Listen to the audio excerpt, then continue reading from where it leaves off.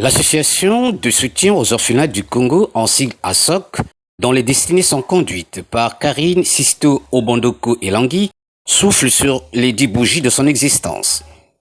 Et pour donner un écart particulier à cet anniversaire, une journée porte ouverte a été initiée ce samedi 31 juillet 2021 à l'orphelinat Le Corps de Paola, une réalisation de l'ASOC. L'occasion pour le public pontenegrin de découvrir cet espace à caractère humanitaire et qui abrite aujourd'hui plusieurs enfants rejetés par la société. Il était important, maintenant que nous avons à peu près la capacité maximum de l'orphelinat, de présenter aux autorités, c'est-à-dire qu'ils sachent qu'est-ce que l'on fait, combien d'enfants il y a, d'où viennent les enfants, comment ils sont occupés, quels sont les projets que nous avons aujourd'hui et dans le futur. Créer l'orphelinat, c'est l'aboutissement d'un travail et d'une vision.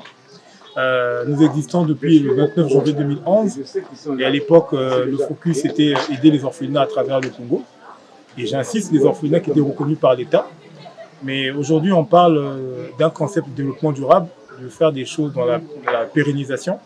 Et voilà, nous avons voulu, après 10 ans, nous avons l'expérience maintenant de gérer des enfants. Pourquoi le cœur de Paola? Paola était une fille qui avait un cœur manifesté vers la compassion de façon extraordinaire. Paola, dès son jeune âge, a compris que la vie n'avait pas de sens si tu ne tendais pas la main à ton prochain. Et donc, j'ai tellement été marqué par son témoignage, par sa vie, parce que nous allons tous quitter la terre un jour, mais qu'est-ce qu'on gardera de nous quand nous partirons? Mais elle, en partant, elle a déjà laissé un héritage.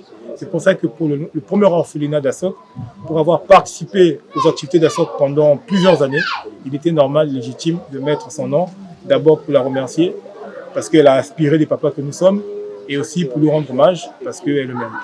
L'événement anniversaire, rehaussé par la présence de l'administrateur maire de l'arrondissement 1, Pierre-Joachim Gomakik, a été marqué par la visite guidée de l'orphelinat Le Corps de Paola, dont la création remonte en 2020 et a reçu le premier pensionnaire en janvier dernier. Du coup, on est une ONG qui œuvre pour les enfants qui sont en situation de rue, pour qu'on les accompagne, c'est de les réinsérer dans la société, et de les soigner, de les nourrir, etc. Donc on a créé et développé un partenariat avec ASOC depuis plusieurs années qui commence à vraiment s'être renforcé avec l'ouverture de cet orphelinat. Donc sur les 12 enfants qui sont hébergés ici, il y en a 10 qui viennent du SAMU social.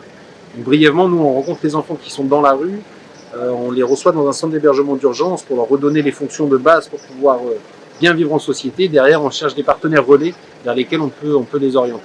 On travaille sur les causes d'arrivée en rue et faire en sorte que les enfants ne se retrouvent pas dans la rue. Nous, on aimerait ne pas avoir de travail. Et donc, sur cette question-là, c'est beaucoup de sensibilisation auprès des familles, d'essayer de comprendre quelles sont les raisons qui font qu'un enfant parte dans la rue. Et puis, c'est parfois des choses très simples. Pour vous donner un exemple, on avait un enfant qui nous disait, donc il n'était pas maltraité à la maison en tant que tel, il n'était pas battu, il n'y avait pas de violence sexuelle, parce que c'est souvent des problématiques qui poussent les enfants dans la rue. Et lui, il nous disait que il avait toujours moins à manger que ses frères et sœurs, qu'il était le seul à pas aller à l'école et que tous les autres allaient.